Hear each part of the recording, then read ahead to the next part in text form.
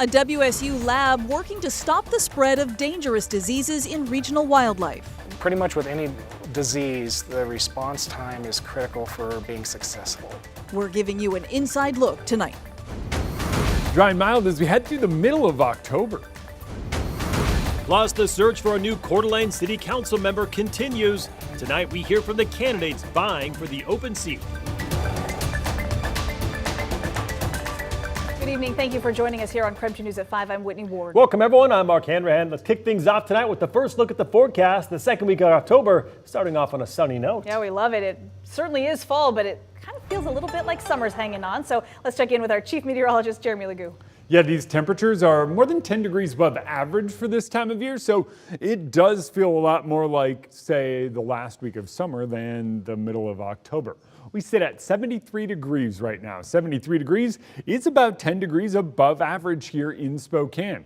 Nothing but sunshine today, and that pattern likely holds on for tomorrow. A little more cloud cover, but seriously sunny and warm. 71 in Coeur d'Alene, 66 in Sandpoint, and mid to upper 70s out in central Washington, mid 70s down across the Palouse. It is a gorgeous Monday afternoon, and it likely stays nice through the day tomorrow. The difference? A couple of clouds and a little wind. We'll see a little wind pick up out of the southwest.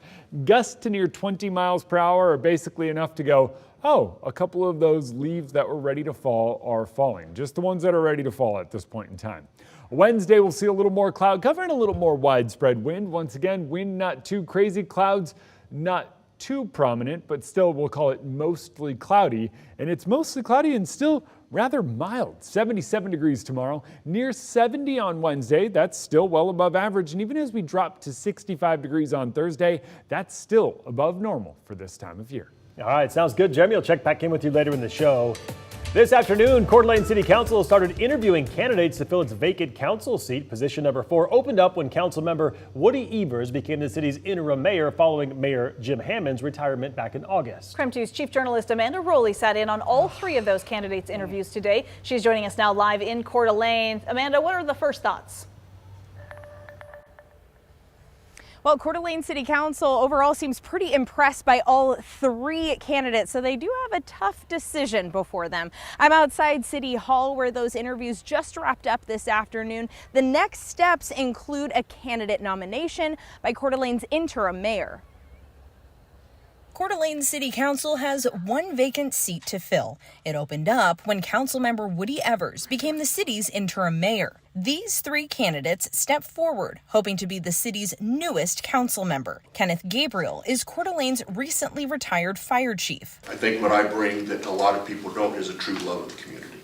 And I've tried to prove that for my entire adult life. John Austin is a semi-retired former finance director and city administrator. It was always my intention to try to join the council and give back a little bit to the community. And Jeff Conaway owns a local sign business. I think I've done well because I'm fair-minded and I'm able to kind of analyze situations and get to the bottom of whatever the issue is and come up with good ideas. In their public interviews with City Council, each candidate shared their experience and what skills they would bring to council. I've been to probably more budget hearings than most everybody in this room, and I think I have a pretty good knowledge of what it would take to be a council member. Well, I know it was a couple decades ago, but I did serve as your finance director and city treasurer for 9 years. Well, I think I'm a reasonable, intelligent person that is articulate enough to read material and understand it, to hear people express their points of view.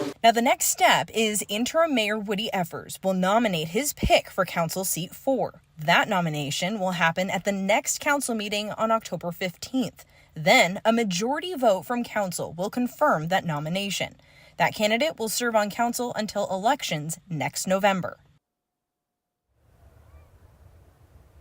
Council members agree all 3 would do a great job in that council seat, adding they have the interest and time to devote to the position. We'll find out who they pick next week. Reporting in Coeur d'Alene, Amanda Rowley, KREM 2 News. Amanda, thank you.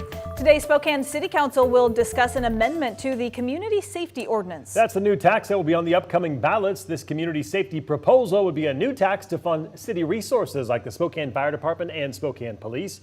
If passed this November, Mayor Lisa Brown says the new tax would cost the average Spokane resident about $1 for every $1,000 they spend. At tonight's meeting, council members will discuss how the Community Safety Fund will be a restricted fund. Right now, the council is also discussing next steps for a proposed downtown Spokane zip line. A Liberty Lake-based company, Micah Moon Zip Tours, recently won the downtown Spokane zip line request for proposals. The proposed site is across from the Spokane Public Library. It would pass under the Monroe Street Bridge and then land at Red Band Park in Peaceful Valley. By the way, council will also be talking about a learning classroom tonight at People's Park. And happening tomorrow, Washington Senate and 5th Congressional District candidates are taking the stage for debates. The event is hosted by the Spokesman Review at Gonzaga. Maria Cantwell and Dr. Raul Garcia will be arguing their case for the Senate seat. And competitors for the 5th Congressional District seat, Michael Baumgartner and Carmela Conroy, will also be taking the stage.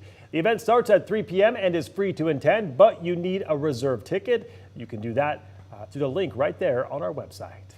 And mark your calendars because we are hosting a 5th District congressional debate on Wednesday, October 30th. We'll have the two candidates who are hoping to replace Representative Kathy McMorris Rogers. The candidates are Carmela Conroy and Michael Baumgartner, and they'll both be here in the KREM 2 studio, and we'll be asking them the important questions that are important to people here in Eastern Washington. It's an hour-long commercial-free debate. It starts at 7 o'clock that evening on KREM 2, KSKN 22, KREM 2 Plus, and on KREM.com.